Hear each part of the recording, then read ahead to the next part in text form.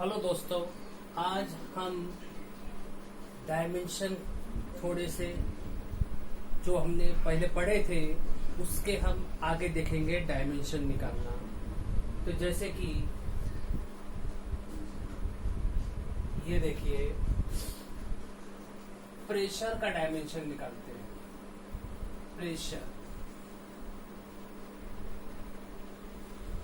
Pressure का formula क्या है? Force divided by area. Force divided by area. तो dimension of pressure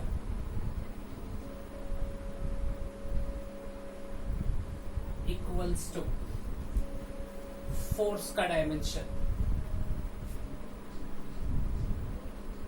L raised to the power 1, M raised to the power 1, T raised to the power minus 2 divided by area. Area का dimension L raised to the power 2, M raised to the power 0, T raised to the power 0 equals to, divide में है इसलिए power क्या होंगे? Subtract होंगे। तो L raised to the power 1 minus 2, M raised to the power 1 minus 0, T raised to the power minus 2 minus 0। अब इसको अगर हम सॉल्व करेंगे तो क्या होगा इसका answer? L raised to the power minus 1, M raised to the power 1 और T raised to the power minus 2। So this is dimension of pressure। और अगर हम इसमें से यूनिट निकालने की कोशिश करें, क्या निकालने की कोशिश करें? यूनिट। तो यूनिट कैसे निकलेगा? ठीक है, तो बहुत आसान है यूनिट निकालना। यहां देखो, फोर्स ऐसा यूनिट, फोर्स का ऐसा unit Newton divided by area का ऐसा यूनिट मीटर स्क्वायर। तो प्रेशर का ऐसा यूनिट क्या हुआ? न्यूटन पर मीटर स्क्वायर। इसका मतलब, हाँ एक बात और, इसका दूसरा यूनिट है पा मतलब पिताजी नहीं, पा मतलब पास्कल। तो ऐसा unit of pressure is Newton पर मीटर स्क्वायर, और पास्कल इसका सीजीएस यूनिट है डाइन पर सेंटीमीटर स्क्वायर। डाइन पर सेंटीमीटर स्क्वायर। आगे आपको समझ में डायमेंशन कैसे निकालते हैं, बहुत बेसिक कंसेप्ट है। चलो एक और निकाल के दिखाता हूं।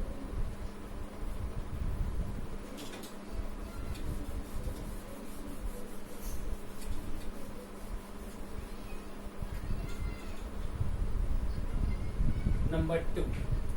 अब हम डायमेंशन निकालेंगे वर्क का। वर्क इक्वल्स टू, क्या फॉर्मूला है वर्क का? Force into displacement. Force into displacement. समझ जाओ कि ये डिस्प्लेसमेंट है शॉर्टकट में। तो dimension of work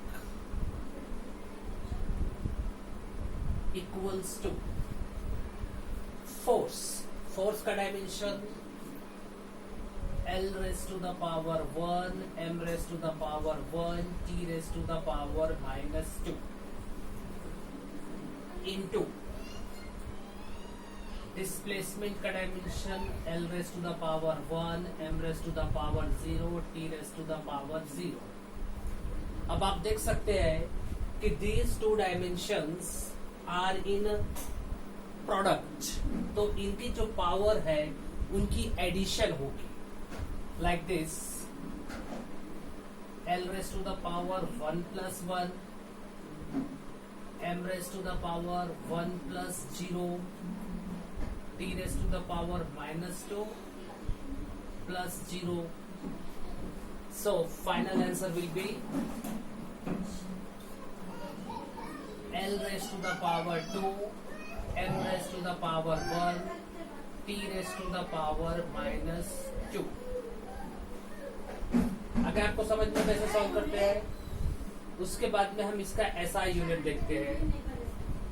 SI unit क्या हो सकता है इसका SI unit?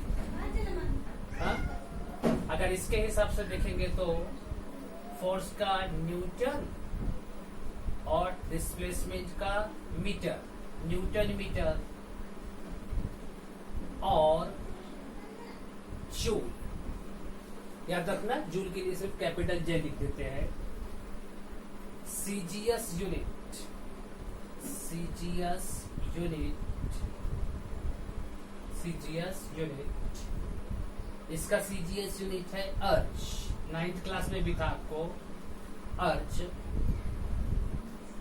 Now we will see the what is the relation between joule and erg. Joule and erg. Joule ऐसा यूनिट है और अर्ज सीजीएस यूनिट है, तो दोनों में रिलेशन क्या है वो भी आपको 9th क्लास में था। 1 joule equals to 10 raised to the power 7 अर्ज।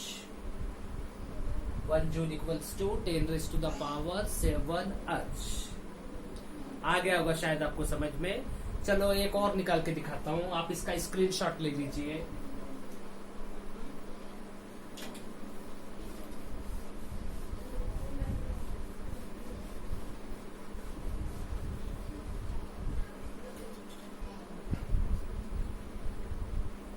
अब हम देखेंगे एग्जांपल 3।